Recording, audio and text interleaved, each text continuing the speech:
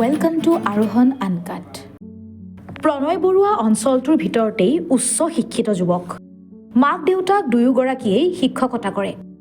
প্ৰণয়ে প্ৰথমতে বিজ্ঞান শাখাত স্নাতক ডিগ্ৰী লাভ কৰি মেডিকেল বিভাগত পঢ়িবলৈ গৈ কেইবা বছৰো ঘৰৰ পৰা বাহিৰত আছিল। তাৰ পিছত ক'ত কি পঢ়িলে সেই বিষয়ে ওচৰ চুবুৰীয়াই একোৱেই নাজানে। চোৰাংচোৱা বিভাগত চাকৰি কৰা প্ৰণয় ঘৰলৈ অহাৰ পিছত কিছুদিন কোৰ্টলৈ অহা যোৱা কৰিলে।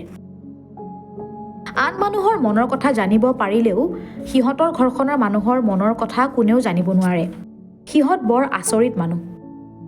প্ৰণয়ৰ মাক আৰু দেউতাক দুয়োগৰাকীয়েই প্ৰাথমিক বিদ্যালয়ত শিক্ষকতা কৰে। চাকৰি জীৱনৰ পৰা অৱসৰ ল'বলৈ মাত্ৰ 2 বছৰমানহে আছে। ডাঙৰ ছোৱালীজনীক বিয়া দি আজৰি হৈ আছে। একমাত্ৰ পুত্ৰ সন্তান প্ৰণয়ৰো বিয়াৰ কথা উলিয়াইছিলহে। গোটেইটো জাঙুৰ খাই উঠিল। সি তাৰ লক্ষ্যত উপনীত নোহোৱালৈকে বোলে বিয়াৰ কথা নাভাবে। কিন্তু টকা পইচাৰ অভাৱ নথকা প্ৰণয়েনো কি লক্ষ্যত উপনীত হোৱাৰ কথা ক'লে? সেয়া মাক দেউতাকে দুয়োগৰাকীয়ে নুবুজিলে। এদিন প্ৰণয়ৰ মাকে প্ৰণয়ৰ ওচৰলৈ গৈ সুধিলে, বাবা, তুমি এতিয়ালৈকে যিমান পঢ়িলা, যিমান ডিগ্ৰী অৰ্জন কৰিলা, তাৰ সমান্তৰালভাৱে এটা ভাল চাকৰি যোগাৰ কৰিব পাৰিবা। কিন্তু আজিলৈকে তোমাৰ মুখত এদিনো নুশুনিলোঁ এটা চাকৰিৰ কথা। তোমাৰ কোনো ধৰণৰ হাবিয়াস নাই নেকি বাবা? এটা কৰ্মস্থান মানুহৰ বিশেষ প্ৰয়োজন। হাবিয়াস? মোৰ নথকা নহয় মা, মোৰ বহুত হাবিয়াস আছে। সেইখিনি পূৰণ কৰিব নোৱাৰালৈকে মই বেলেগ একো কথাই ভাবিব নোৱাৰোঁ। কিন্তু বাবা, তোমাৰ কি সেই হাবিয়াস? আমাক এবাৰ জনোৱা।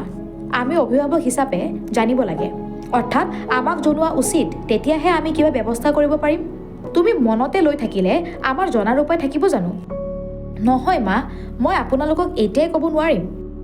সময়ত মই আপোনালোকক ছাৰপ্ৰাইজ দিম নিশ্চয়। এতিয়া এনেকৈয়ে থাকক, সময়ত সকলো জানিব। নাজানো আৰু তুমি কি ছাৰপ্ৰাইজ দিবা। কিন্তু শুনা, দেউতাৰা আৰু মোৰ বয়স হৈছে, চাকৰিৰ ম্যাদ শেষ হৈছে। এইকেইটা দিনতে যদি কিবা এটা গতি।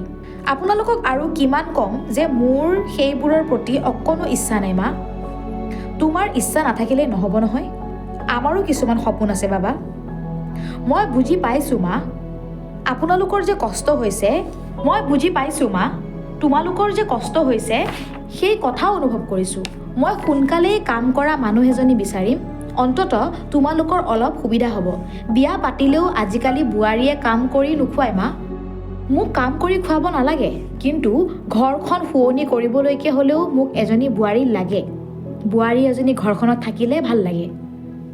ঘৰখন শুৱনি কৰিবলৈ আপুনি বোৱাৰী বিচাৰিব পাৰে, কিন্তু মই তেনে এগৰাকী পত্নী নিবিচাৰোঁ।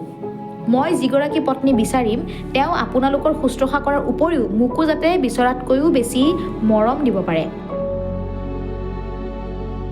মই তেনে এগৰাকী সহধৰ্মিনীহে বাঞ্ছা কৰোঁ মা। নহ'লে দেখোন বিয়া পতাৰ প্ৰয়োজনেই নাই। তেনেকুৱা বোৱাৰী আজিকালি নোপোৱা বাবা। পৰ্বতত কাছ কণী বিচৰা আৰু সৰ্বগুণ সম্পন্ন বোৱাৰী পোৱা একে কথা। সেইবোৰ চিনেমা আৰু চিৰিয়েলৰ কাহিনীতহে পাবা, বাস্তৱত সম্ভৱ নহয়। সেই আশা আমি নকৰোঁ। এই জীৱনত বহুত বোৱাৰী দেখিছোঁ, ভাই ককায়েকৰ লগত যৌথ পৰিয়ালত নাথাকেই, শাহু শহুৰকো লগত ৰাখিব নিবিচাৰে। প্ৰয়োজনত নিজৰ মাক দেউতাকক আনি ৰাখিব, কিন্তু শাহু শহুৰক লগত নাৰাখে। বৃদ্ধাশ্ৰমবোৰৰ সেই কাৰণেইটো সৃষ্টি হৈছে।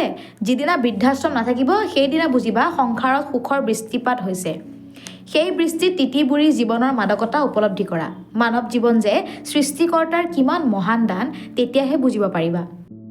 বাৰু সেইবোৰ বাদ দিয়া, মুখৰ পৰা বহু কথা ওলাল। কিয় নাপাম মা? নিশ্চয় বিচাৰি পাম তেনেধৰণৰ জীৱনসংগী। মানে আপোনালোকৰ মনোমত বোৱাৰী পাম, মোৰ বিশ্বাস আছে। প্ৰণয়ৰ কথাত একো উত্তৰ নিদি মাক আঁতৰি গ'ল। মাকে বহুত ক'লে, কিন্তু সি একেটা কথাতেই লাগি আছে, গতিকে তেওঁ বুজাবলৈ বাদ দিলে। ঘৰৰ সন্মুখত থকা ফুলৰ বাগিচাখনৰ মাজত সোমাই সৰু সৰু ঘাঁহ বনবোৰ উভালি প্ৰণয়ে মাকৰ লগত কথা পাতি থাকোঁতে অফিচলৈ যোৱাৰ সময় হ'ল। সি লৰালৰিকৈ গৈ গা পা ধুই ভাতৰ পাতত বহিল। মাকেও প্ৰণয়ৰ লগতেই ভাতৰ পাতত বহিল। দেউতাই ভাত খালে নেকি মা? এইমাত্ৰ খাই উঠি গৈছে। আপুনি স্কুললৈ নাযায় নেকি? যাম। আজি গাৰ্জেন মিট আছে, অকণমান দেৰিকৈ গ'লেও অসুবিধা নহয়। পদুমী খুৰীয়ে কালি খুৰাৰ বাবে দৰৱ দুটামান আনিবলৈ দি গৈছিল। আপুনি বাটত লগ পালে ক'বচোন, মই আজি আহোঁতে লৈ আহিম বুলি। ৰ'বাচোন, কি দৰৱ আনিবলৈ দিছে? দৰৱ কিনিবলৈ টকা দিলেনে নাই? মা, আপোনালোকৰ ইমান ধন সম্পত্তি থকাৰ পিছতো সেই মানুহজনীৰ সামান্য টকা কেইটাৰ কথা মনলৈ আহিল কেনেকৈ? আপুনি জানো দেখা নাই তেখেতে আমাৰ ঘৰখনতে আহি কিমান কাম বন কৰি দিয়ে? মানুহজন চিৰৰোগীয়া, ঘৰখনত গাভৰু ছোৱালী এজনী আছে, কিমান কষ্টৰে তেখেতে ঘৰখন চলাইছে। আপুনি জানো দেখা নাই মা? হ'ব, তুমি এতিয়া পদুমীৰ কথাৰ গুণ গৰিমা ব্যাখ্যা কৰিব নালাগে। সোনকালে ভাত খাই উঠা, মই বাচন বৰ্তন ধুই আজৰি হ'ব লাগে। প্ৰণয়ৰ কথাত উত্তৰ দিব নোৱাৰি মাকে কথাৰ সুৰ সলনি কৰিলে। প্ৰণয়েও কথা বহল নকৰি সোনকালে মুখ ধুই ৰুমলৈ গ'ল।